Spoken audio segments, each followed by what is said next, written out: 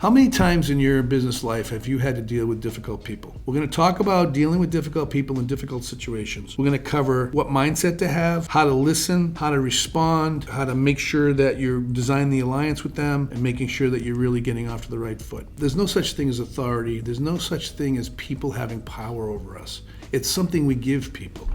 So if we buy into someone getting upset with us, or someone being annoyed, or someone, not behaving well, what they're trying to do is they're unconsciously trying to steal our power, steal our authority, or be authoritative over us.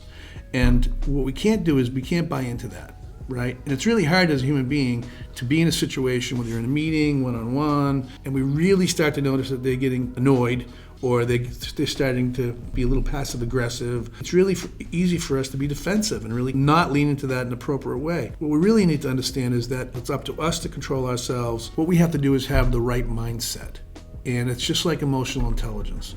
We notice what's going on for us. Okay, this person's being aggressive, this person's not in a good place. They're making me feel a certain way. I might feel anxious, I might feel flush, I might start getting angry, I might start finding myself being passive-aggressive. We really need to just notice that right away. We need to understand that that's what's going on, and we need to stop ourselves. So look, everybody has a bad day. All of us will have a day where we're not behaving in our top performance. We might be short, we might be aggravated. And it's not usually personal. When I'm tweaked about something, it's not personal to the person, but it comes across that way. And I really need to make sure I control that. So when someone else is doing that, I notice it, I feel the tension myself, and then as soon as I notice it, I say, okay, this is a situation where I want to practice a little bit different behavior. I stop, I listen, and I start changing my mindset to one of being curious, one of being kind, one of being empathetic. It's really hard to do. I'm not saying this is easy to do. It's very difficult, but that's what you have to do. As soon as they see that you're not being defensive, or that you're not being offensive, or you're just being kind and curious, as soon as they notice that, the situation should start to change. They'll start noticing their own behavior. They might start changing automatically themselves. We bring the temperature down and everything's okay. If it doesn't go down, then what we need to do is really switch to listening. And that might mean just say more. Tell me more about this. What else? What's on your mind? What do we want to be different? You should start asking powerful questions. You listen intently for the answers. You give them time to articulate themselves.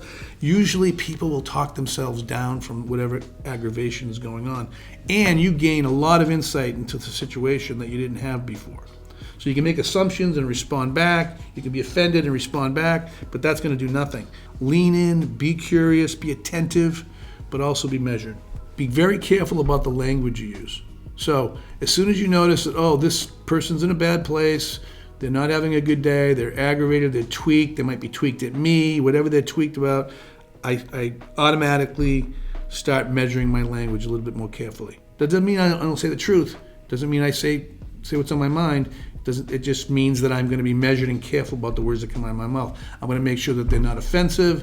I'm going to make sure they're not defensive. I'm going to make sure that I'm communicating at the highest level that I possibly can. If after some time I'm listening and the temperature does not go down, which it 99% of the time it will, and as soon as people realize that they're being not as good as they could be, or they start noticing themselves, and you're the adult in the room and you're starting to help them through it, they'll either go with you to help them through it, or they'll catch themselves and they'll start practicing this on their own. At that point, you might say, if it goes pretty well, you might say, how do we do this better next time? The language we use in coaching is designing the alliance, or designing our relationship, or just kind of knowing how we want to interact with each other. But you might just say, so how do we do this again? This was good. Thank you very much for getting us through this. How do we want to do this in the future? And just analyze what you just did. The person will say, oh man, this is great talking to you. Thanks so much. I'm back on track. Or they might say, I think what we just did was fine. Great. So you're just learning how to work together, and you're learning how to deal with that situation.